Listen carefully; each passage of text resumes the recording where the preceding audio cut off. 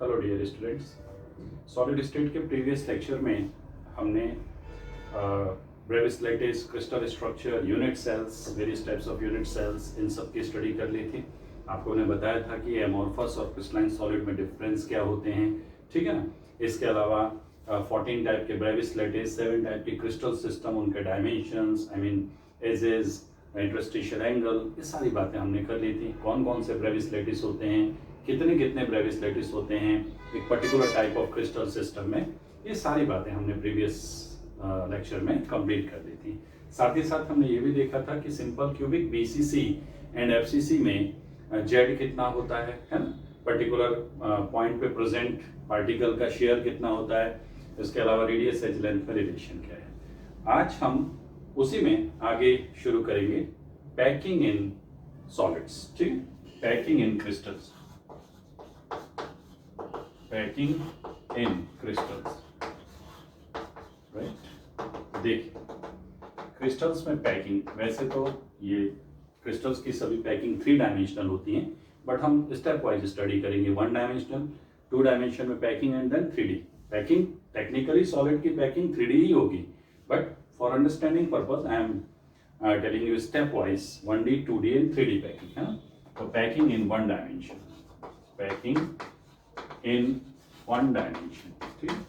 अगर आपको कुछ स्फीयर दे दिए जाएं और कहा जाए इनको 1D में पैक कर दो, तो आप क्या करोगे, लाइन से रख दोगे उनको। 1 डायमेंशन पैकिंग कैसी होगी? तो इसमें 2 केस हैं। केस 1, मान लीजिए कि स्टूडेंट को मैंने कुछ स्फीयर दिए, बेटा 1D में पैक करो, और उसने वो इस टाइप से पैक कर दिए, ये दूर दूर रख दिए, ठीक है ना। ये अगर यहाँ पे आप देखोगे तो ये जो डिस्टेंस है, ये यहाँ से यहाँ तक की डिस्टेंस, ये A हो जाएगी, but A will not be equal to 2R। क्यों? क्योंकि बीच में जो स्पेस छूटा हुआ है, लेट इट इज x, यहाँ से यहाँ तक की डिस्टेंस x है, तो technically A will be equal to 2R plus x।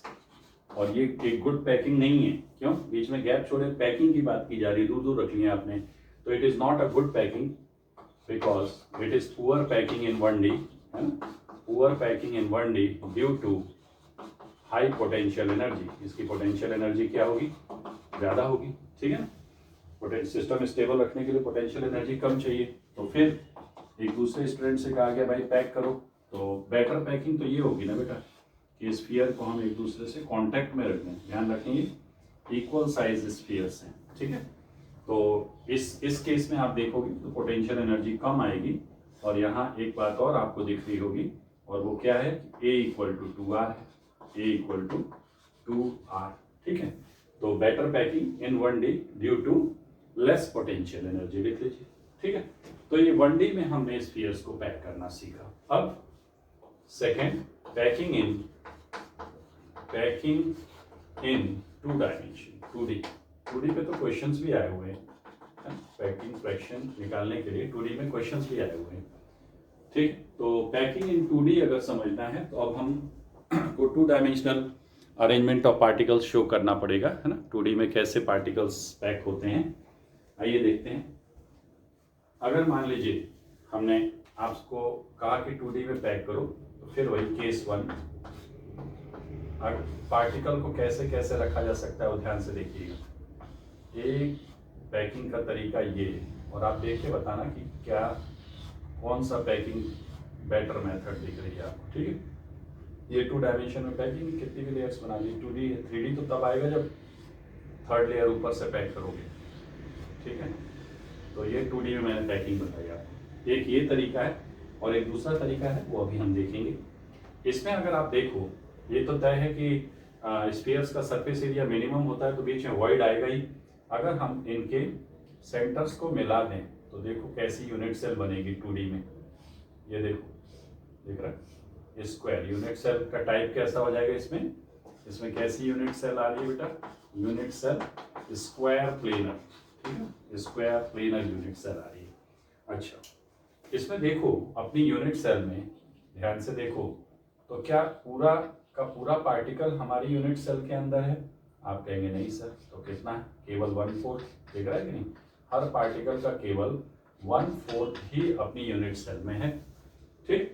यहाँ एक चीज और आप देख पा रहे होंगे कि a इक्वल टू 2r तो है, ये तो होना चाहिए, है ना। a इक्वल टू यहाँ पे कितना बेटा 2r है, तो यहाँ पे a इक्वल टू आ गया आपका 2r, नोट कर लीजिए, है ना। कहीं से भी इधर भी ये a है, स्क्वायर है ना, तो a इक्वल टू यहाँ पे क्या आ जाएगा 2r आ जाएगा। ठीक, अब मैं आपको इसमें पैकिंग फ्रैक्शन निकालना सिखाता हूँ। एक टर्म होती है पैकिंग फ्रैक्शन, नाम में ही आंसर है पैकिंग फ्रैक्शन।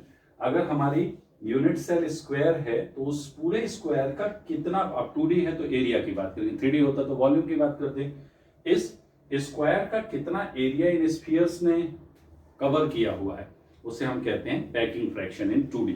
तो अगर आपसे कभी ये पूछ लिया जाए, आया हुआ क्वेश्चन है पैकिंग फ्रैक्शन बताओ, पैकिंग फ्रैक्शन, पैकिंग फ्रैक्शन का मतलब इस स्क्वायर का कितना एरिया आपके पार्टिकल्स ने ऑक्यूपाई किया हुआ है। तो आप कहोगे सर पहले हमें ये पता करना पड़ेगा कि टोटल पार्टिकल्स कितने, इसमें Z effectively into area of one particle upon area of unit cell.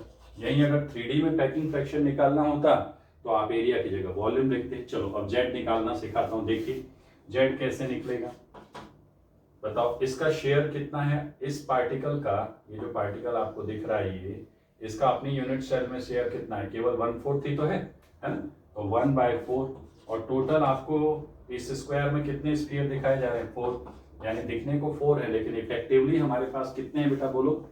Effectively हमारे पास जेड ए है, और ए तो आप लोग जानते ही हो, पार्टिकल का एरिया क्या हो जाएगा πr², रेडियस r है, तो यहाँ पुट कर दो जरा, देखो क्या आ रहा है, जेड कितना है 1 इंटू πr² अपॉन स्क्वायर का एरिया क्या होता है a², और a है 2r, तो इसको कैसे लिखोगे πr² अपॉन क्या आ जाएगा बोलो 4r², तो ये कैंसिल हो गया, कितनी वैल्यू आई π/4, कितना आया π/4।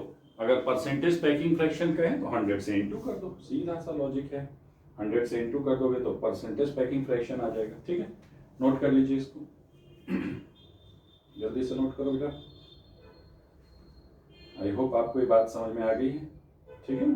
तो 2D में पैकिंग आपने समझ ली है, ये डिवाइड करके देखो परसेंटेज कितना आता है, अराउंड परसेंटेज पैकिंग फ्रैक्शन लिखोगे, परसेंटेज पैकिंग फ्रैक्शन तो π/4 इंटू 100 हो जाएगा, और ये अराउंड 78.5% आएगा।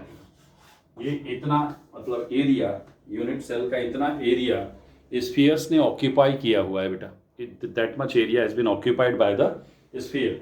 तो वॉइड दिख रहा है उसमें कहीं, ये है वॉइड, बीच में जो जगह है ना वॉइड, तो वॉइड कितना है इसमें, वॉइड हो जाएगा 100 माइनस 78.5, ठीक है कि नहीं। तो देखो कितना आ रहा है 21.5% एरिया खाली, 21.5% अप्रोक्सीमेटली देख लेना, इतना एरिया उसका ऑक्यूपाइड नहीं है। आई होप आप सभी बच्चों को मेरी ये बात समझ में आ गई है, ठीक है। इस पे जेई ने एक बार थोड़ा अलग तरीके से क्वेश्चन पूछ दिया था, मैं अभी आपको बताऊंगा उस क्वेश्चन को, ठीक है। उन्होंने क्या किया था, सेम रेडियस का स्फीयर बीच में पैक कर दिया।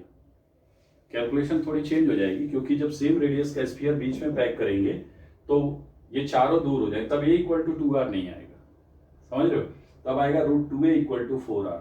आई होप आप सबको समझ में आ गया है। बीच में पैक करोगे तो ये सब चारों दूर दूर हट जाएंगे।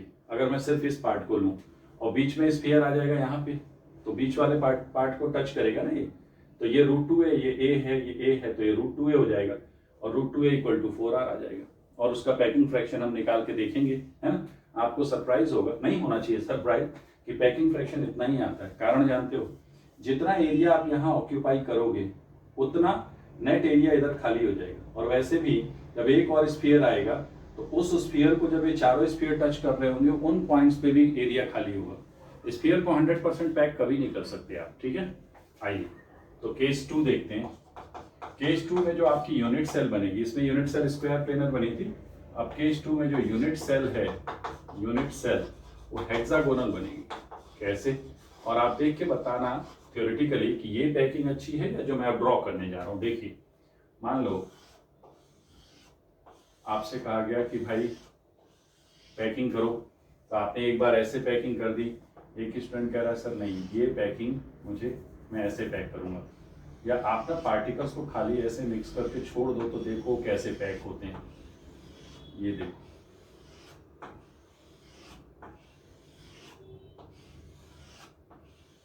सेम रेडियस के हैं, आ रहा है समझ में? क्लियर हो गया आपको? ठीक है, ऐसे आप खूब सारे बना लीजिए, मुझे जितनी ज़रूरत है यहाँ पे रिक्वायरमेंट लग रही है उतना मैंने बना लिया है, और भी बना सकते हो, देयर इज नो ट्रबल, और बना सकते हो, उसमें क्या। ठीक है, अब ये बताओ, ये पैकिंग ज़्यादा सही है या ये? वॉइड देख के बताओ, वॉइड से पता चल जाएगा। ये वॉइड, ट्रायंगुलर वॉइड बन रहा है यहाँ पे, ट्रायंगुलर वॉइड, यहाँ पे स्क्वायर वॉइड बना था, तो ये वॉइड का एरिया ज़्यादा है, देख के ही लग रहा है ये पैकिंग अच्छी है। मैं उसे मैथमेटिकली प्रूव करता हूँ, देखो आपके लिए मैं उसे मैथमेटिकली प्रूव करता हूँ। मैं आपको हेक्सागोनल यूनिट सेल दिखाता हूँ जरा। ये जो 6 स्फीयर दिख रहे हैं ना, इनके सेंटर को कनेक्ट कर लो।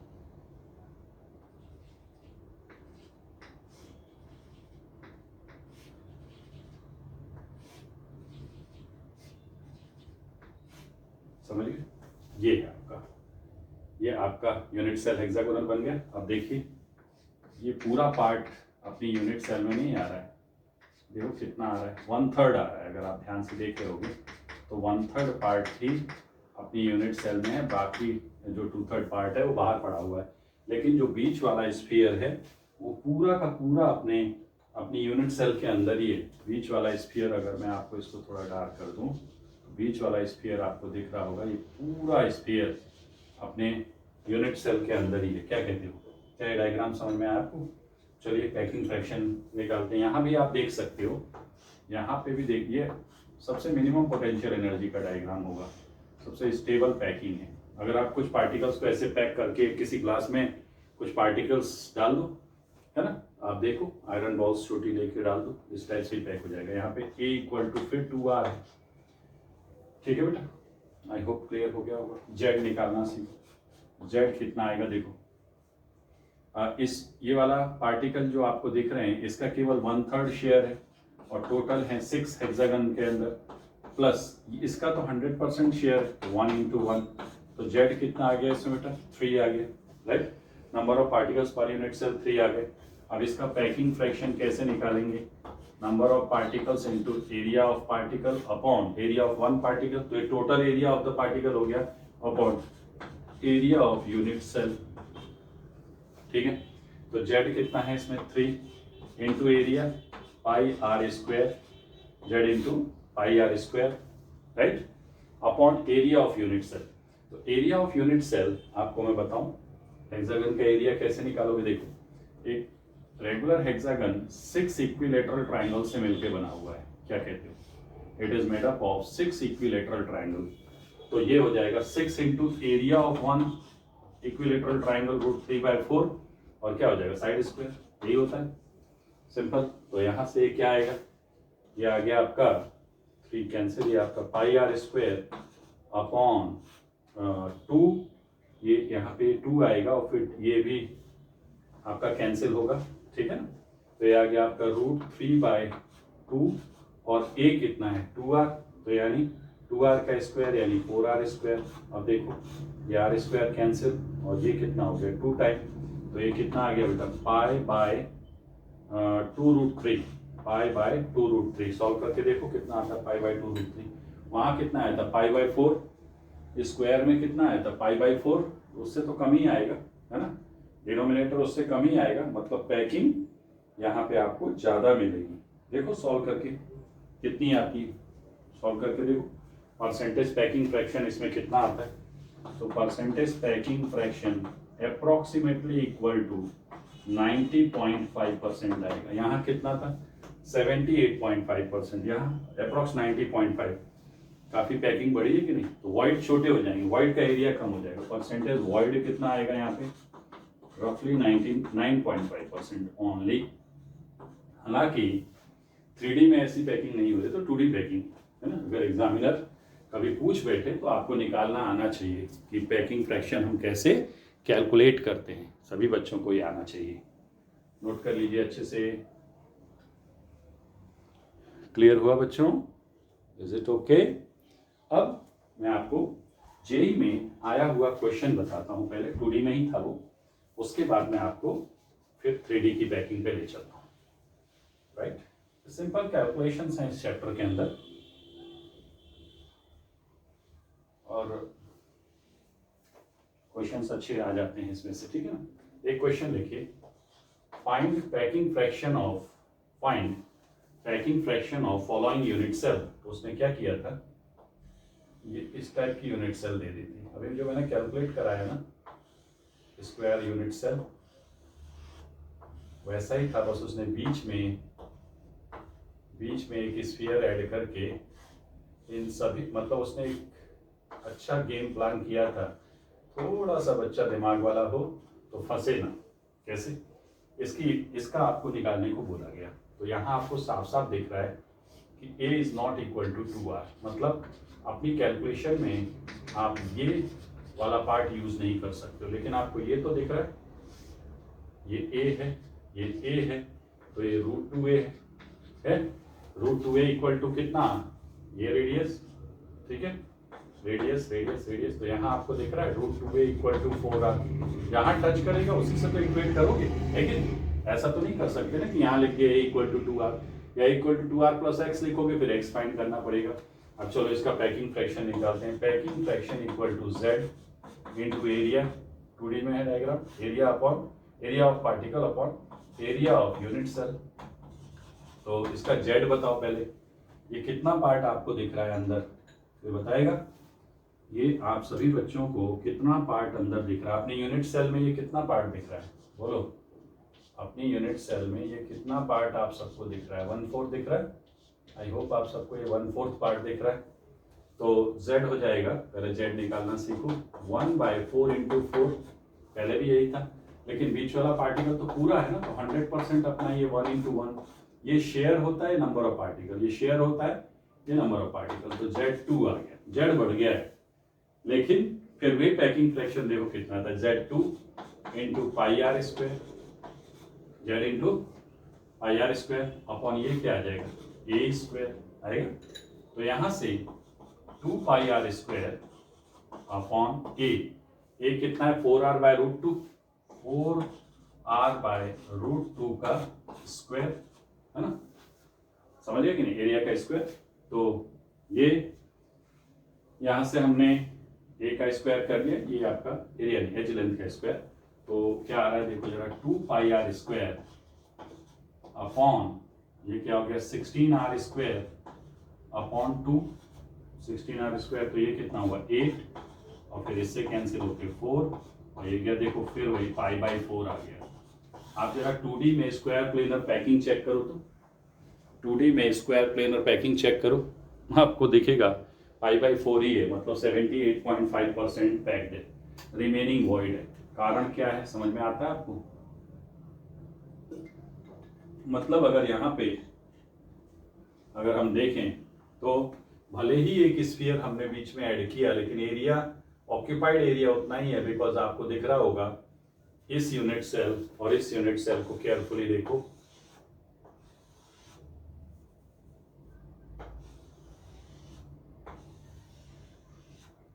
इस यूनिट सेल और इस यूनिट सेल को केयरफुली देखो।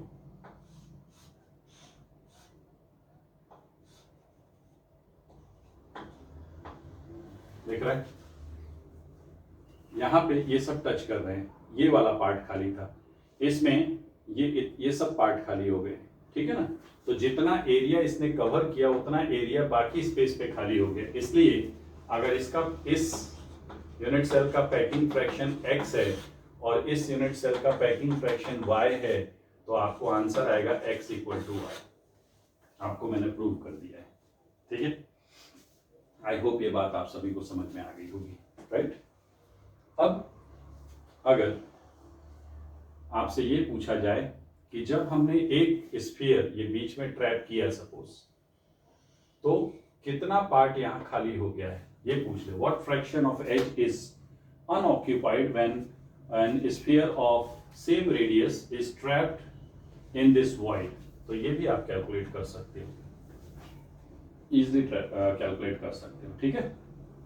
करके देखना, लिख लो, इसी में क्वेश्चन लिख लो नीचे, कैलकुलेट द, एक ऐसा डायग्राम बनाओ, consider the following unit cell, ये वाला consider the following unit cell when a particle of same radius is trapped in the void shown, ये वाला void,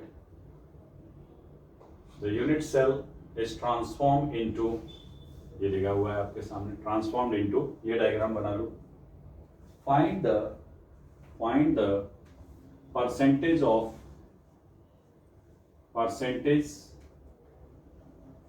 fraction unoccupied या फ्रैक्शन ऑफ एज अनऑक्यूपाइड, इसका पता लगाना है आपको. सुनिए, इसका कितना पार्ट अनऑक्यूपाइड है तो आपको मैं बताऊं, आपको मतलब ये x निकालना है. ठीक है, तो आप साफ साफ देख रहे हो a equal to 2r plus X है, ये वाला पार्ट. आपसे पूछा जा रहा है कि भाई कितना पार्ट खाली है ना, कितना पार्ट एक एज पे खाली हो गया है, आपसे ये पूछ रहे हैं. तो a equal to 2r by X दिख रहा है, x इक्वल टू क्या हो जाएगा, a माइनस 2r, देख हो रहा है. अब कितना, इसका कितना पार्ट खाली है, मतलब परसेंटेज या फ्रैक्शन जो पूछा है, fraction of edge unoccupied, fraction of edge unoccupied, fraction of edge unoccupied कितना होगा, बोलिए. x अनऑक्यूपाइड हुआ है out of total A into 100, अगर परसेंटेज बोले तो 100, समझ रहे हैं, क्लियर हो रही बात. x अपॉन ए इंटू 100 कर देते हैं. चलिए, परसेंटेज अगर चाहिए तो x क्या है, a minus 2r bye a. ठीक है, अब यहां से हमें ये भी दिख रहा है, इस डायग्राम में ये भी दिख रहा है कि आपका √2a इक्वल टू क्या है, 4r. a क्या हो जाएगा, 4r बाय √2, है ना, 4r बाय √2. तो आप चाहें तो a की जगह पुट कर सकते हैं उसको, या आप चाहें तो a को कॉमन लेके कट कर लीजिए, है ना, a को कॉमन ले लें तो ये बन जाएगा 1 माइनस 2r बाय a. एक ही बात है, कैसे भी सॉल्व कर लो. तो ये हो गया आपका 1 माइनस 2r बाय a कितना है, 4r बाय √2, 4r बाय √2. इसको सॉल्व करो, आंसर आ जाएगा कितना पार्ट अनऑक्यूपाइड है. उसने ये पूछा है इंटू 100 भी कर लेना भाई, समझ रहे हो, इंटू 100 कर देना है तो परसेंटेज निकल जाएगा. आपसे ये पूछा है कि what fraction of H is unoccupied in this unit cell, निकल जाए कितना fraction out of A, total A. यहाँ पे तो a इक्वल टू 2r था, यहाँ अगर पूछता कि कितना फ्रैक्शन अनऑक्यूपाइड है एच का, तो आप कहते 0, पूरा ऑक्यूपाइड है. बट यहाँ तो नहीं है ना, तो ये पूछ रहा है ये x कितना है, कितना पार्ट खाली हुआ है विथ रिस्पेक्ट टू a. तो ये सॉल्व कर लिया. ठीक है, नोट कीजिए फटाफट. क्लियर हुआ. तो ये था बेटा 2D में आपने पैकिंग पढ़ा अभी, है ना. अब तक हमने 2 डायमेंशनल पैकिंग सीख ली है. अब रियल पैकिंग पे चलते हैं. ये सब क्वेश्चंस पूछ लेता है, सिंपल मैथमेटिकल कैलकुलेशन से. लेकिन रियल जो सॉलिड में पैकिंग होती है वो कैसी होती है, 3D. तो लिखिए packing in 3D, packing in 3D. 3 dimensional packing के बारे में हम सीखेंगे. 3D पैकिंग क्या है, कैसे होती है, वो देखते हैं. तो 3D में जब क्रिस्टल्स पैक होते हैं ना, पार्टिकल्स, तो 2 टाइप की यूनिट सेल्स देखने में मिलती है. ठीक है, 3D में 2 टाइप की यूनिट सेल नोटिस होती है. एक होती है हेक्सागोनल क्लोज पैकिंग और एक क्यूबिक क्लोज पैकिंग, है ना. तो लिखिए इन 3 dimensional packing 2 type of, in 3D 2 type of packing is observed. 2 type of packing is observed. Number 1, first HCP, hexagonal close packing, and second CCP, cubic close packing. 2 type के unit cell दिखते हैं. तो अब हम पहले HCP के बारे में सीखते हैं और उसके बाद फिर CCP. ठीक, तो फर्स्ट हेडिंग लिखिए हेक्सागोनल क्लोज पैकिंग. पहले तो देखो हेक्सागोनल क्लोज पैकिंग है क्या. ठीक है, उसके बाद हम इसकी सारी कैलकुलेशन एक एक करके करेंगे. हेक्सागोनल क्लोज पैकिंग जो है, अगर मान लो आपने कुछ स्फीयर्स या कुछ पार्टिकल्स को एक ग्लास में पोर किया, तो कैसे पैक हो सकता है. अभी हमने 2D में देखा. अब 3D क्या आएगा, जब एक लेयर बन गई ऊपर से 3rd लेयर आएगी. तो मान लीजिए कि आपका पैकिंग जो भी हो रहा है उसमें से हम उतना पार्ट निकाल रहे हैं जिससे कि हम यूनिट सेल को डिफाइन कर सकें, ठीक। तो ये आप सपोज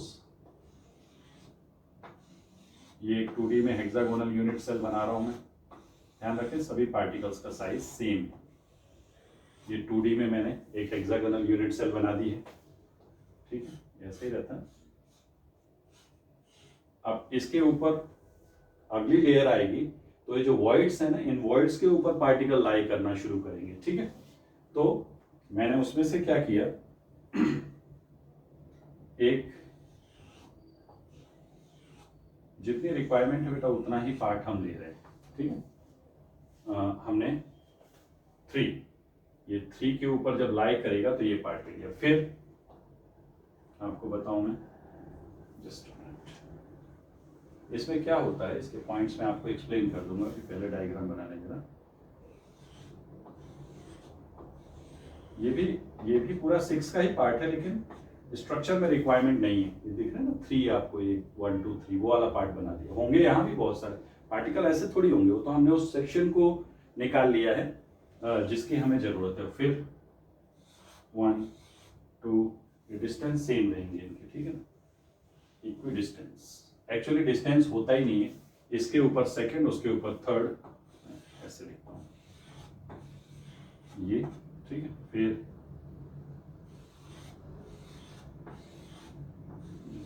पार्टिकल और ठीक, एंड ऐसे ही रिपीटेशन होता रहेगा फिर से, फिर यही आ जाएगा। फिर आपका ऊपर बना लीजिए ऐसा। तो है क्या, एक लेयर के ऊपर दूसरी लेयर आ रही है। अब जरा हम इनके सेंटर्स को मिलाते हैं। ये सेंटर इमेजिन कर लीजिए, ये देखिए। देखने आपको लग रहा होगा कि ये सब अलग अलग कैसा क्या डायग्राम बनाया गया है। मैं आपको बताऊं, ये इसके ऊपर ये, फिर इसके ऊपर ये। अब ध्यान से सुनना, आपको मैं HCP यूनिट सेल घर पे बनाना सिखाता हूँ। HCP सैंडविच बनाओ और खाओ। कैसे, सुनो। आपको क्या करना है, एक ब्रेड लीजिए और उसको ऐसे हेक्सागोनल कट कर लीजिए और बीच में एक ऐसा स्फेरिकल कट मार दीजिए। तो ब्रेड आपकी ऐसी हेक्सागोनल कट गई और बीच में एक स्फेरिकल कट मार दिया, ठीक। इस स्फेरिकल कट में एक स्फेरिकल टोमेटो लगा दो, वो एक पार्टिकल, एक ऐसा सर्कुलर कट कर दिया, उसमें एक टोमेटो लगा दिया। तो टोमेटो का अपर जो हेमिस्फीयर जो वाला पार्ट होगा ऊपर निकला होगा और एक पार्ट नीचे निकला होगा, लोअर पार्ट। हाँ, समझ में आ रहा है। तो एक हेक्सागोनल ब्रेड पीस है, उसमें एक टोमेटो लगा दिया हमने ऐसे बीच में स्फेरिकल। तो ये एक पार्ट ऊपर और ये नीचे। अब दूसरा ब्रेड स्लाइस लो, उसको आप क्या करो, ट्रायंगुलर कट करो और बीच में उतना ही बड़ा स्फेरिकल कट कर दो। अब वो जो स्फेरिकल सर्कुलर कट मारा है ना, उसमें उसको ऐसे फिट करो कि वो टोमेटो का एक पार्ट आए। आई होप समझ में आ रहा होगा। टोमेटो है तो हेक्सागोनल पार्ट ऊपर, फिर बीच में ट्रायंगुलर स्लाइस और फिर एक हेक्सागोनल स्लाइस, फिर ट्रायंगुलर स्लाइस, फिर हेक्सागोनल। ऐसा बढ़िया बर्गर बन गया है या सैंडविच, जो आपको अच्छा लगता हो, ठीक है। उसमें चीज़ वगैरह आपकी मर्जी है, जो ऐड करके खाना है खाओ। लेकिन फील समझो HCP पैकिंग होती कैसी है, hexagon triangle, hexagon triangle, hexagon triangle. Scene क्या है, अगर ये लेयर A है, मान लो ये क्या है, लेयर A, तो ये लेयर B हो जाएगी। लेयर A के 3 ही पार्टिकल ही। अच्छा, एक चीज ध्यान दीजिएगा, ये जो आप देख रहे हैं ना ये स्फीयर, आप आई होप आपको दिख रहा होगा। जस्ट अ मिनट, ये ना डायग्राम्स भी NCERT में कलर डायग्राम्स हैं, उनको भी एक बार देख लीजिए। ये तो ये जो वॉइड दिख रहा है ना बीच में, उस वॉइड पे ये वाला पार्टिकल है। जब रखोगे ना इसको लाके यहाँ, फिर इसको लाके, तो देखो लेयर A, लेयर B, फिर लेयर A आ गई। C नहीं बोलेंगे क्योंकि इसके और इसके पार्टिकल का अरेंजमेंट सेम है, और फिर लेयर B। तो अगर पैकिंग करते समय एक लेयर आए, पहले तो ये ध्यान रखना, कभी भी पैकिंग में ऐसा नहीं हो सकता कि 2 लेयर का अरेंजमेंट सेम होने लगे। मतलब मैंने आपको बताया था कि जब भी इस लेयर के ऊपर पार्टिकल रखे जाएंगे तो पार्टिकल इन वॉइड्स के ऊपर लाई करेंगे, ना कि पार्टिकल पार्टिकल पे लाई करेगा। आप घर पे एक ट्राई कर लो, अभी कर लेना। 3 क्रिकेट की बॉल्स लो, उसको ऐसे रख दो, ट्रायंगल बन जाएगा। अब एक फोर्थ बॉल को लेके किसी एक बॉल के सेंटर पे रख के छोड़ो, तो क्या वहीं रहेगा? नहीं, वो फॉल होके जो तीनों का वॉइड है उसमें आके बैठ जाएगा।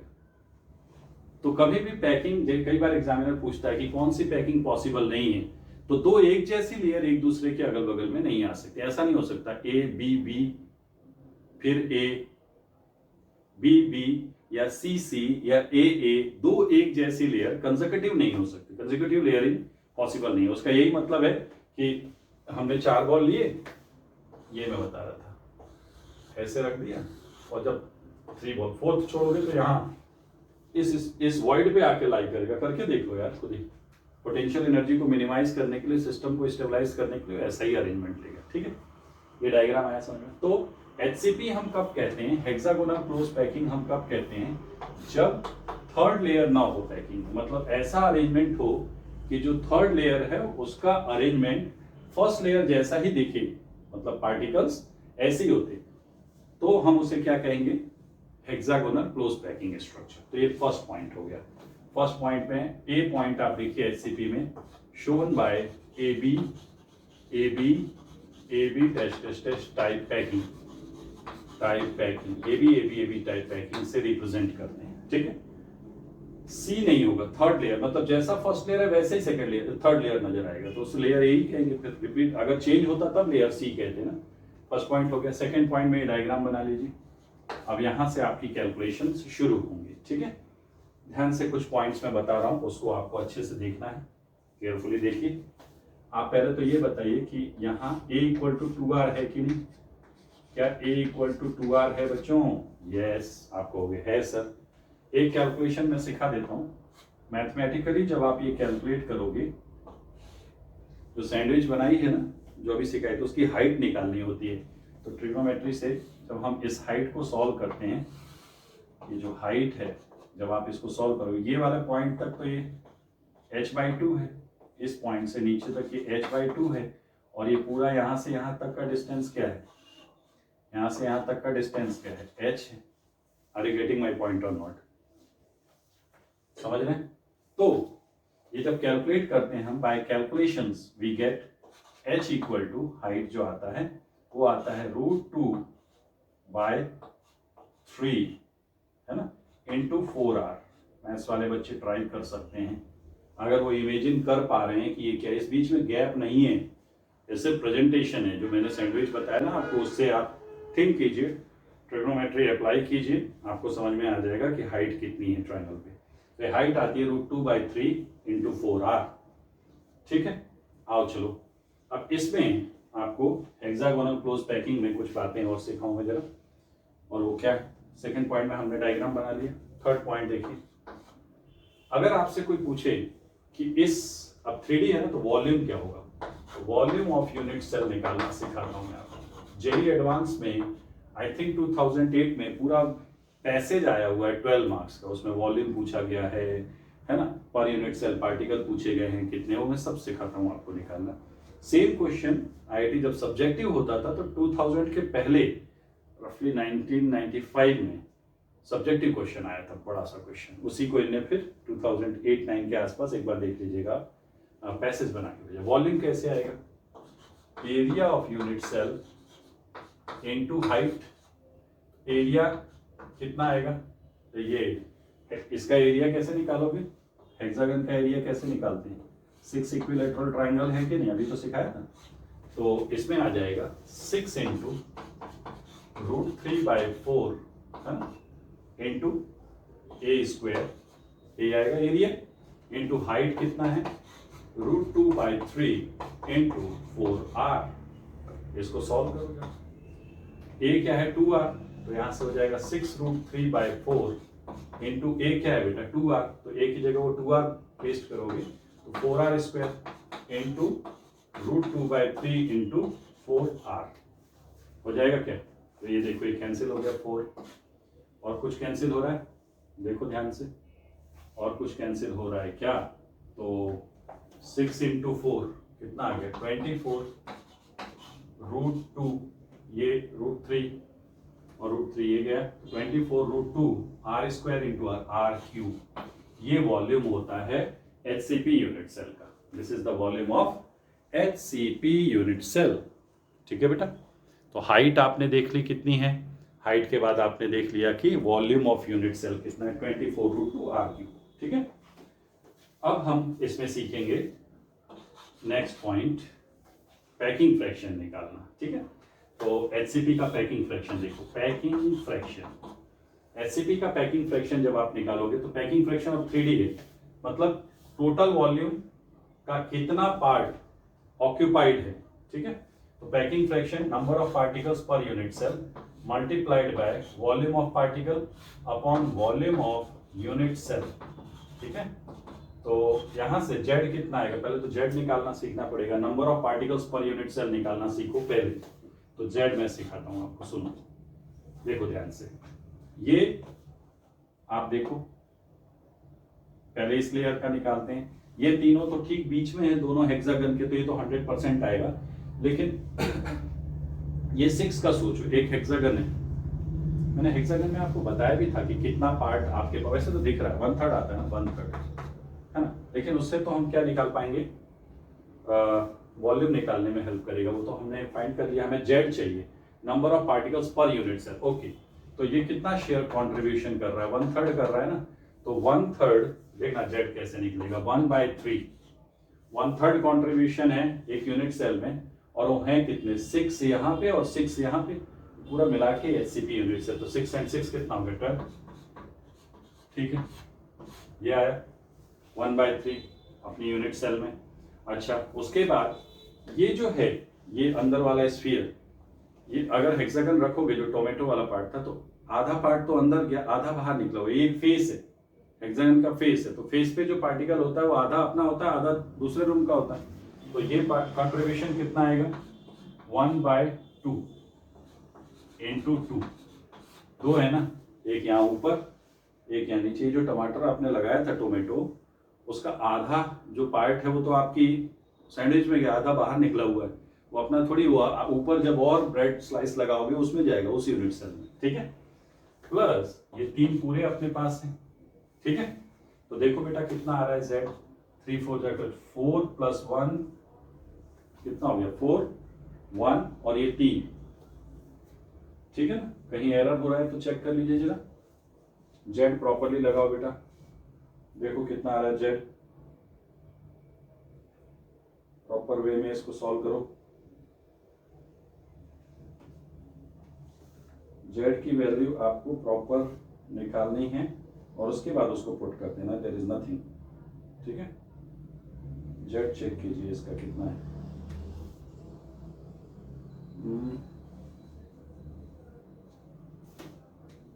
Z इसका 6 आता है बेटा, 6। एक बार फिर से हमें ध्यान से देखना होगा, Z की वैल्यू एक बार क्रॉस चेक करो तो कितनी आ रही, Z 12 नहीं आएगा, 12 से तो वैल्यू ज़्यादा हो जाएगी, Z इसका 6 आता है, मतलब हम कहीं तो भी एरर कर रहे हैं। ये 1/2 × 2 सही है, 3 सही है ना। अब यहाँ पे क्या हुआ है, पहले एक जरा देखें, एक मिनट, ये पार्टिकल्स नहीं, Z तो कितना इधर आया ये थोड़ी होता है बेटा, ये तो ये होता है कितने पार्टिकल से कांटेक्ट में है, सॉरी प्लीज वेट, है ना, नंबर ऑफ पार्टिकल्स हमें पर यूनिट सेल निकालना है ना, तो ये हमारे पास कितना आ रहा है, ये कैसे पता चलेगा, जैसे सिंपल क्यूबिक में हमने कैसे निकाला था, कॉर्नर का पार्टिकल हमारे पास 180 था, तो हेक्सागन का दिमाग लगाओ, ये पार्टिकल अगर हेक्सागन में है तो मतलब अपने पास 1/6 है, सॉरी ये 1/6 अपने पास 1/6 है बेटा, क्योंकि वो सेम पार्टिकल 6 हमने सिर्फ इसको 2D में इमेजिन कर लिया, 3 जब अपने यहाँ पे हमें 1/3 दिख रहा है ना, इसका पार्ट जो है वो नेक्स्ट लेयर पे भी तो जाएगा, जैसे ये कॉर्नर पे पार्टिकल है, तो कॉर्नर पे पार्टिकल है तो 1/8 कैसे मानते हैं, क्योंकि कॉर्नर पे जो पार्टिकल है वो इस रूम में है, इसके बगल वाले रूम में है, फिर उसके बगल वाले रूम में और इसके बगल वाले रूम में, 4 यहाँ हो गए और 4 ऊपर। तो ऐसे ही अगर क्यूब की जगह हेक्सागन ले लो, तो हेक्सागन में ये पार्टिकल देखो, ये इधर एक से टच होगा, एक इधर से टच होगा, एक उधर टच होगा, ट्रायंगल बना लिया और उसके ऊपर ऐसे ही आएगा। ठीक है, तो 6 होता है बेटा, तो 6 × 2 2 1 और ये 6 आएगा, Z इसका 6 होता है, सॉरी तो z हो गया 6, वॉल्यूम क्या हो जाएगा 4/3 पाई आर क्यूब, ठीक है, upon volume of unit cell, वो तो आपने निकाला ही था, कहाँ गया 24√2 into r cube, r cube cancel हो गया। देखो कितना आता है, ये सॉल्व करो इसको, आपको पता चल जाएगा पैकिंग फ्रैक्शन कितना है। ये 24 भी कैंसिल होने वाला है शायद, है ना, π/3√2 आ रहा है, चेक करो तो π/3√2 इज द पैकिंग फ्रैक्शन। और अगर π/3√2 पैकिंग फ्रैक्शन है तो इसकी वैल्यू आपको आएगी अराउंड 0.74 सॉल्व करके देखो।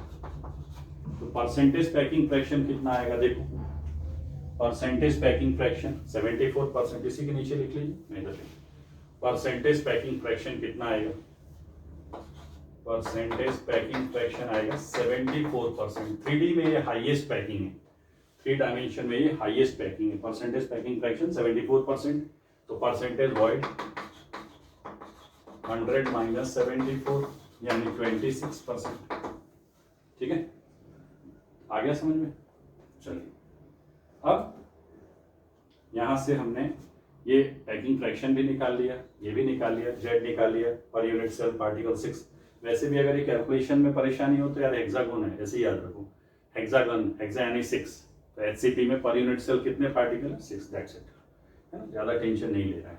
अब आपको इसके अलावा मैं कोऑर्डिनेशन नंबर कैलकुलेट, कितने पॉइंट हो गए ई, बोर्ड एग्जाम्स में भी आपको एचसीपी और सीसीपी में डिफरेंस पूछा जाता है, तो यही पॉइंट्स आपको लिख देने हैं। कोऑर्डिनेशन नंबर जैसे कोऑर्डिनेशन कॉम्प्लेक्सेस में निकालते हो कितने लिगेंड्स डायरेक्टली कनेक्टेड हैं, तो कोऑर्डिनेशन नंबर हम यहाँ कैसे डिफाइन करते हैं, एक दिया हुआ पार्टिकल डायरेक्टली कितने पार्टिकल्स के कांटेक्ट में है। आइए मान लीजिए हमारा टारगेट पार्टिकल ये बीच वाला, यही सबसे ज्यादा दिख रहा है, तो इसका अगर आपको कोऑर्डिनेशन नंबर निकालना है तो इसका कोऑर्डिनेशन नंबर कैसे निकलेगा, देखो ये अपनी लेयर में कितने से कनेक्टेड है 6, ये 3 इसके ऊपर है, एक हेक्सागन, बीच में जो टोमेटो, ऊपर से ट्रायंगल नीचे से ट्रायंगल, ऐसा सेम, और बीच में ये देखो एक टोमेटो को इस बीच में हाथ में पकड़ लो ऐसे, बीच में नीचे ट्रायंगल ऊपर ट्रायंगल, और यहाँ बीच में जहाँ टोमेटो का सेंटर है वहाँ पे एक हेक्सागोनल ब्रेड स्लाइस को ऐसे पकड़ के रखिए, ये एचसीपी है बेटा, सीधा सीधा लॉजिक है। तो ये वाला पार्टिकल अपनी लेयर में 6 से कनेक्टेड है, ऊपर 3 नीचे 3, तो 6 3 9 3 12, तो कोऑर्डिनेशन नंबर ऑफ एचसीपी कितना होता है 12। इसका मतलब ये वाला पार्टिकल जो फेस सेंटर का पार्टिकल है वो टोटल 12 पार्टिकल से डायरेक्टली अटैच्ड है, ठीक है। तो ये आपने सीखा एचसीपी के बारे में, अब मैं आपको सीसीपी के बारे में बताता हूँ। डिफरेंस बहुत आसान है, अभी मैं आपको शॉर्ट में समराइज करूंगा, ये तो सारे कैलकुलेशन सिखा रहा हूँ ना, अभी एक एक पॉइंट डिटेल में एक्सप्लेन हो रहा है, नहीं तो मैं आपको ट्रिक बता दूंगा, फटाफट इसके पॉइंट्स आप कॉम्पिटिटिव एग्जाम्स या बोर्ड में लिखने को आए तो फटाफट लिख सकते हैं, ठीक। सेकंड पैकिंग क्या है, सीसीपी, क्यूबिक क्लोज पैकिंग, इसमें A point, ABC ABC ABC type packing, देखो कोई दो एक जैसी लेयर एक दूसरे के आसपास नहीं आएगी, ABC ABC ABC type packing, ठीक है भाई, ABC ABC ABC type packing कहते हैं। First layer, second layer, third layer, first second third, first second third, ऐसे पैकिंग रहेगी, गॉट इट। अब एग्जाम में बच्चे भूल जाते हैं सर एचसीपी था, एबीसी एबीसी एबीसी या सीसीपी था, मैं बताता हूँ। इस नेम में आपको फोर्स किया जा रहा है, सी सी, यार 2 बार सी बोल रहा है, फिर भी आप सी नहीं देख रहे हो तो कैसे काम चलेगा। एचसीपी एक ही बार सी है, या सी सी स्टिल नॉट सी, तो -1 या -2, समझ गए। तो 2 बार फोर्स कर रहा है यार, सी प्लीज सी, तो यहां भी सी। थर्ड लेयर कहने का मतलब मैंने आपको बताया ना अभी, ट्राइंगल, पहले वही टोमेटो, हेक्सागन, ऊपर का ट्राइंगल और नीचे का ट्राइंगल। अब देखना ये बीच वाला हेक्सागन लेयर बी था, ये भी ट्राइंगल ऐसा ही और नीचे वाला ट्राइंगल भी ऐसा ही यानी फर्स्ट लेयर और थर्ड लेयर सेम, तो इसे क्या कहते हैं हेक्सागोनल। और अगर ये ट्राइंगल को ऐसे घुमा के रख दो, मतलब जब आप ब्रेड स्लाइस कट कर रहे हो ना, तो एक ऐसे कट करो, मतलब कट ट्राइंगल में कट कर लो, इस ट्राइंगल को ऐसे रखा और नीचे भी ऐसे ही रख दिया तो एचसीपी है, और ये ऐसे रखा, बीच में हेक्सागन टोमेटो तो है, नीचे वाले को ऐसे रखने की बजाय पलट के रख दो यूं, तो लेयर चेंज हो गई हो। मतलब इस तरीके से सॉलिड्स में पार्टिकल्स का अरेंजमेंट होता है। तो कहने का मतलब ये है कि अगर हम इसमें मैं आपको बताता भी हूं, भी अभी डायग्राम से ही बताऊंगा क्या है। मतलब एबीसी एबीसी एबीसी टाइप का पैकिंग का क्या मतलब है, लिखिए that is third layer does not repeat the arrangement of particles. Third layer does not repeat the arrangement of particles of layer A.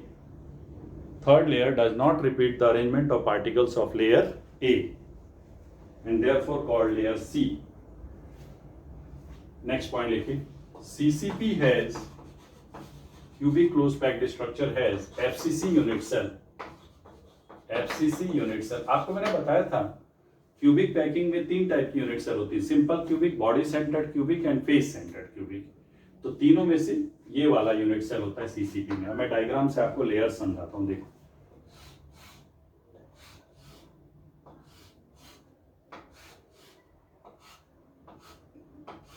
ये क्यूब है, एफसीसी यूनिट सेल कैसा होता है, कॉर्नर पे पार्टिकल और हर फेस के सेंटर पे particle. ये वाला एक फेस है जो बाहर की तरफ दिख रहा है, उसका सेंटर यहाँ होगा और पीछे वाले का सेंटर समवेयर यहाँ होगा, बीच में खाली। पार्टिकल का साइज थोड़ा मैंने छोटा किया बट सब इक्वी डिस्टेंस है, ठीक है। अब सुनो जरा, बहुत ध्यान से देखिएगा, ये एफसीसी यूनिट सेल बनाई गई है। अब आपको मैं दिखाता हूं जो मैं नॉर्मल अभी एक्सप्लेन कर रहा था। देखिए ये आपको 6 नजर आ रहे हैं, ये 6 नजर आ रहे हैं, देख रहे हैं, ठीक है। 1 2 और 3 इनको मिला के ये 1 2 3 ये लेयर ए, ये 1 2 3 4 5 6 देख रहे हैं, जो हेक्सागोनल वहां देख रहे थे, ये लेयर बी। अब सी देखो, ये लेयर सी। अब मेरे ख्याल से अगर जो बच्चे प्रॉपर विजुअलाइज कर रहे हैं उन्हें दिख रहा होगा, ये वाला ट्राइंगल देखो तो, ये दिख रहा है। अभी मैं मैच नहीं कर रहा हूं, अदरवाइज ये लो यार, आपके लिए डायग्राम बिगड़ गया है, आप मैच मत करना। और ये वाला ट्राइंगल देखो, जो ट्राइंगल हम ब्रेड की स्लाइस बना रहे थे ना, ये उल्टे दिख रहे हैं कि नहीं भाई, दिख रहे कि नहीं। और उसमें हमने यही ट्राइंगल सीखा, जैसा ये है एक ऊपर 2 नीचे, वैसी अगर हम बिल्कुल ये ट्राइंगल के ऊपर इसको ऐसे पलट के रख दें तो एचसीपी बन जाता है। ये देखो दोनों ट्राइंगल अपोजिट है, मैं वही तो बता रहा था। ये सीन कुछ ऐसा है, किताबों में ऐसा डायग्राम देखिएगा आपको। ये लेयर ए हो गई, ये 3, लेयर बी ये 6 पार्टिकल हैं,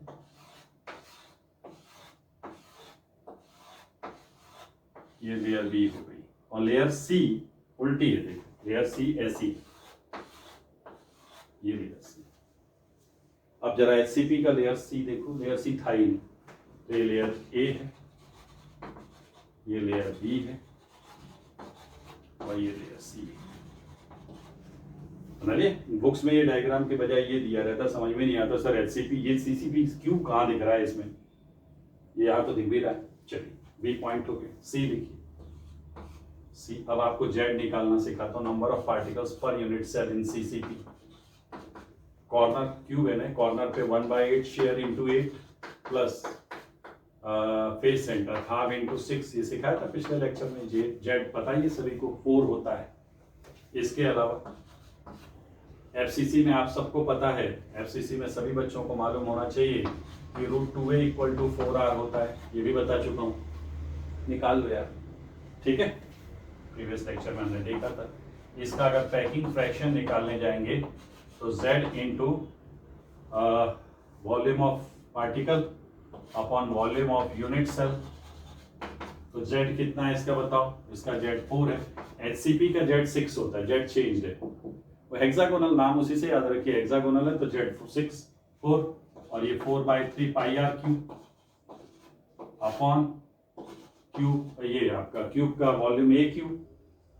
अब a की जगह 4r/√2 पुट कर दो, ये हो गया 16/3 पाई आर क्यूब इंटू क्या आ जाएगा, ए क्यूब कितना होगा 4r/√2 का क्यूब, 4r/√2 का क्यूब। इसे सॉल्व कर लो, यू विल अगेन गेट 0.74। ये बताओ ये तीन पार्टिकल को ऐसे रखें चाहे ऐसे रखें, पैकिंग फ्रैक्शन कैसे बदल जाएगा, बदलेगा क्या, नहीं। तो परसेंटेज पैकिंग फ्रैक्शन कितना है, परसेंटेज पैकिंग फ्रैक्शन कितना आया 74% एंड परसेंटेज वॉइड कितना आया, वॉइड अगेन 26%। इसका मतलब ये हुआ कि HCP और CCP दोनों में ही पैकिंग फ्रैक्शन सेम होता है, नोट कर लीजिए clearly. Packing fraction of both HCP and CCP are same, void भी उतना ही आएगा, है ना। और कुछ निकालना है, हाँ कोऑर्डिनेशन नंबर लिख लो, इसका 12 ही होगा, क्या डिफरेंस पड़ गया यार, समझे नहीं यार। बीच में 6, ऊपर 3, नीचे 3, ऐसे रख रहे हो कि ऐसे रख रहे हो, क्या फर्क पड़ता है, पार्टिकल तो 3 3 है ना, तो इसका भी कोऑर्डिनेशन नंबर लिख लीजिए 12। ठीक है, कोऑर्डिनेशन नंबर कितना है 12। तो ये कुछ मैंने इंपॉर्टेंट पॉइंट बता दिए हैं आपको HCP और CCP के, इसको डिफरेंस पॉइंट भी आप याद रखें। अगर बहुत शॉर्ट में समराइज करना हो आप लोगों को तो मैं आपको एक जल्दी से बता देता हूँ समराइज या मेन पॉइंट्स HCP और CCP के। फिर से आप लोग एक बार देख लीजिए, HCP और CCP first AB type packing होती है, AB टाइप पैकिंग, AA या BB एक साथ नहीं आएगा, poor packing, potential energy high. ये कैसा होता है ABC टाइप पैकिंग, खत्म। सेकंड मतलब बहुत ही शॉर्ट में देखना है तो second number of particles per unit cell, इसमें कितना होता है 6, नाम में ही हेक्सा है यार, याद रखो। Number of particles per unit cell यहाँ 4 होता है, मालूम है, क्योंकि CCP में FCC यूनिट सेल होती है, ठीक है ना।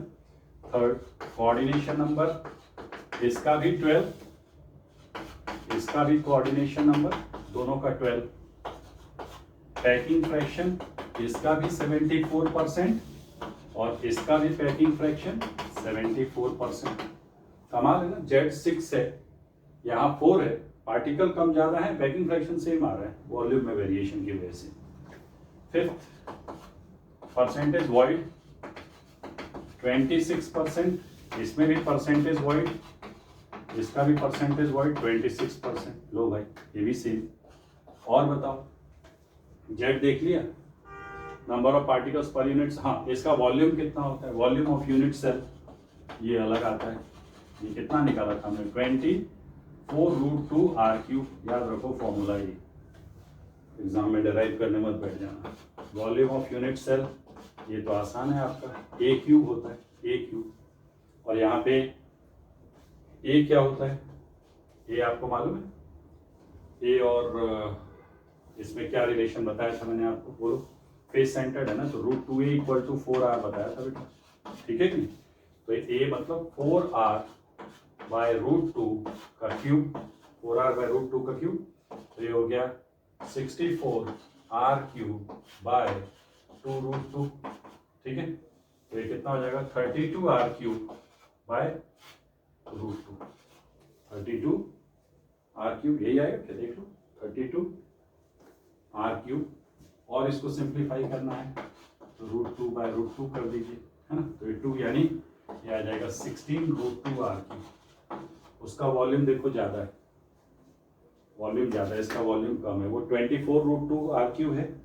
तो इसका मतलब अगर एक इंपॉर्टेंट पॉइंट देखें, volume of HCP unit cell upon volume of CCP unit cell, तो HCP यूनिट सेल का वॉल्यूम कितना है 24√2r³, और CCP यूनिट सेल का कितना है 16√2r³, है कि नहीं।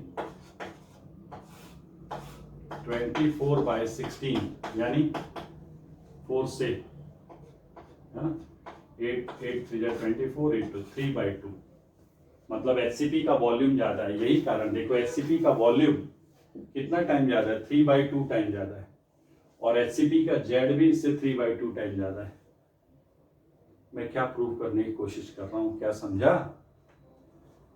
जेड ज्यादा होने के बाद भी पैकिंग फ्रैक्शन सेम कैसे आया? कारण पैकिंग फ्रैक्शन का फॉर्मूला क्या है ये बताओ। पैकिंग फ्रैक्शन का फॉर्मूला है बच्चों जेड इनटू, बोलो, volume of particle upon volume of unit cell. ये अगर हम जेड को 2/3 से बढ़ा 3/2 से बढ़ा दें, 6/4 कितना होता है? 3/2 होता है। जेड भी 3/2 से बढ़ाया और वॉल्यूम भी 3/2 से बढ़ाया, तो रिजल्टेंट पैकिंग फ्रैक्शन पे क्या चेंज आएगा? आपको होगे सर कोई चेंज नहीं आएगा। नहीं आएगा तो थैंक यू, देख लो। यही कारण है कि वॉल्यूम ज्यादा होने के बाद भी, आई रिपीट, वॉल्यूम ज्यादा होने के बाद भी HCP का पैकिंग फ्रैक्शन CCP के बराबर आता है, क्योंकि जितना वॉल्यूम ज्यादा है उतना ही Z ज्यादा है। ये कारण, नोट करिए पूरा, समझ में आ गया?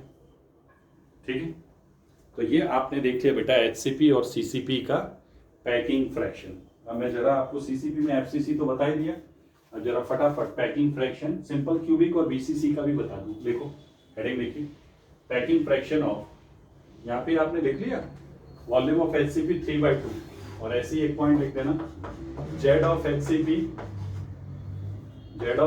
Upon Z of CCP 6/4 3/2। तो न्यूमरेटर और डिनोमिनेटर दोनों 3/2 टाइम बढ़ा है, तो रिजल्टेंट पैकिंग फ्रैक्शन क्या आएगा? अनचेंज्ड।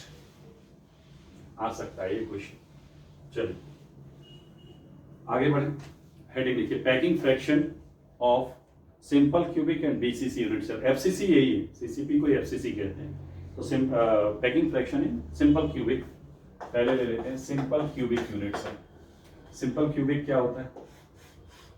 पार्टिकल्स कहाँ कहाँ होते हैं, कौन बताएगा? पार्टिकल्स होते हैं केवल कॉर्नर पे, और आपको ये भी बताया था कि ये टच कर रहे हैं, तो यहाँ पे डायग्राम में नहीं दिख रहा है लेकिन A = 2R है। ठीक है, मन की आंखों से देखो। तो पैकिंग फ्रैक्शन ऑफ क्यूब है तो 3D ही होगा ना, तो Z इंटू इस पार्टिकल का volume of particle upon volume of unit cell. तो इसका Z कितना होता है? Z 1/8 इंटू 8 = 1, तो 1 into 4/3 πr³ upon A³। A क्या है? 2R, क्या आ जाएगा? 4/3 πr³ अपॉन 8r³। देखो ध्यान से, तो ये कितना आता है? r³ कैंसिल, देखो जरा कितना आता है, ये आएगा π/6, π/6। सॉल्व कर लेना इसको, रफली 0.52 आता है, अप्रोक्सीमेटली 0.52।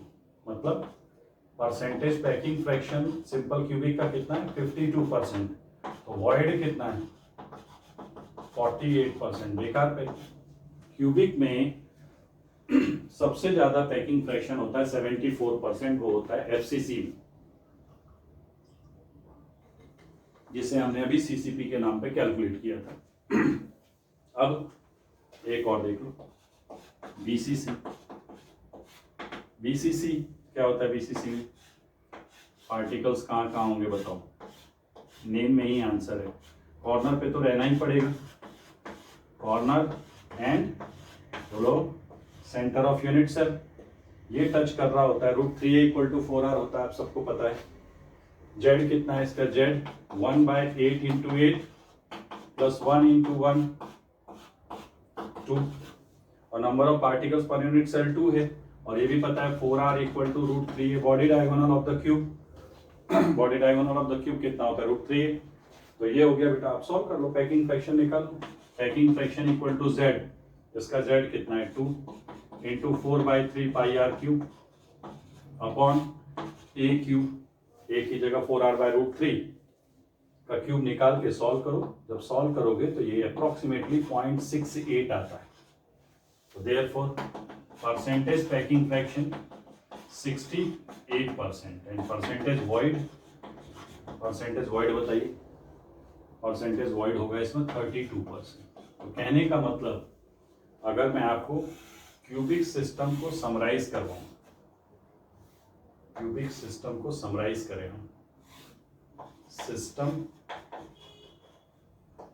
पैकिंग फ्रैक्शन, ठीक है, सिस्टम, पैकिंग फ्रैक्शन और वॉइड परसेंटेज और कोऑर्डिनेशन नंबर भी बताता हूँ यहीं, ये टेबल काम आएगी आपके। सिस्टम सीरियल नंबर भी ले लो, serial number 1 simple cubic, packing fraction कितना था 52%, ये 48%, कोऑर्डिनेशन नंबर 6 सिंपल क्यूबिक। इसको सोचो ये कितने पार्टिकल से कनेक्टेड है, 1 2 3, direct A equal to 2R है ना, और फिर इसके बाद 3D में जो दूसरा क्यूब आएगा उससे भी ये इधर वाले से भी कनेक्टेड होगा, ऐसे 3D में टोटल 6 पार्टिकल से कनेक्टेड होता है। क्यूब अपने कंसिडर करके देख लीजिए, है ना। ये नहीं बता रहा हूं मैं कि कितने रूम में शेयर है, कितने पार्टिकल से डायरेक्ट टच में रह सकता है। शेयर होना और टच में डायरेक्ट रहना, इसमें डिफरेंस है, ठीक है। ये इधर वाले पार्टिकल से टच में है, इधर वाले पार्टिकल से टच में, उधर वाले पार्टिकल से टच में। अब सुनिएगा, सीधे ऊपर चले जाओ, उस वाले पार्टिकल से टच में, बिल्कुल उस साइड जाओ, उससे और उधर, ये पॉइंट है।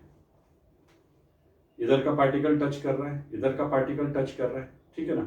अगर एक कॉर्नर हो, इधर 1 2 3 4 और एक ऊपर एक नीचे, ऐसे भी ले सकते हो 6, या अपने रूम में कंसीडर करो कि ये वाला कितने पार्टिकल को डायरेक्ट टच कर रहा है, 6 होता है इसका कोऑर्डिनेशन नंबर।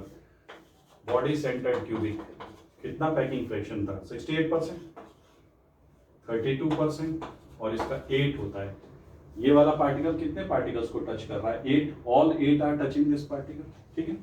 और थर्ड एफसीसी में सीसीपी यूनिट सेल होती है 74, 26, 12। ये अभी मैंने प्रूव किया था सीसीपी में कोऑर्डिनेशन नंबर 12 कैसे आया, तो ये नोट कर लो बेटा,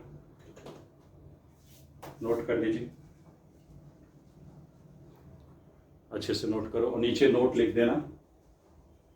coordination number is the number of particles, coordination number is the number of particles with which a given particle is in direct contact, with which a given particle is in direct contact। बहुत आराम से अपने room में एक corner को के particle को imagine करके देखना कितने, अगर ये मान लो कि रूम का ये जो A है, ये A इक्वल टू 2R है, मतलब कॉर्नर के पार्टिकल एक दूसरे को टच कर रहे हैं। आप देखो अपने रूम में और बताओ कि कॉर्नर वाला पार्टिकल सिंपल क्यूबिक में कितने पार्टिकल को डायरेक्ट टच कर रहा है।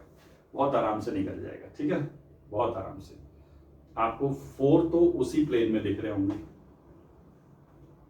5th नीचे और 6th ऊपर, ठीक है, 6 होता है जाए। तो coordination number is the number of particles with which a given particle is in direct contact. For simple cubic it is 6, for BCC it is 8 and for FCC it is 12। HCP के लिए भी 12 होता है, मालूम है, ठीक है। So this is all from today's session dear students, है ना। अच्छे से इसको प्रिपेयर कर लीजिए आप लोग। इसके बाद अब हम लोग वॉइड के बारे में पढ़ेंगे अगले लेक्चर में। जब ये पैकिंग हो रही है तो आप लोग देख रहे हो बीच बीच में खाली स्पेस बच रहा है, तो उनको वॉइड कहते हैं, इंटरस्टिशियल वॉइड। तो वॉइड्स के टाइप्स पढ़ेंगे, उनका साइज कैलकुलेट करके देखेंगे, ठीक है ना, एंड देन फिर प्रॉब्लम्स सॉल्व करेंगे। वॉइड्स पढ़ने के बाद फिर आएगा कुछ क्रिस्टल के स्ट्रक्चर आपके सिलेबस में है, and then defects in solids. Okay, so ये कंटेंट है इस चैप्टर का, धीरे धीरे इसको कंप्लीट करेंगे। So thanks for being with me for today, God bless you all, see you soon, thank you.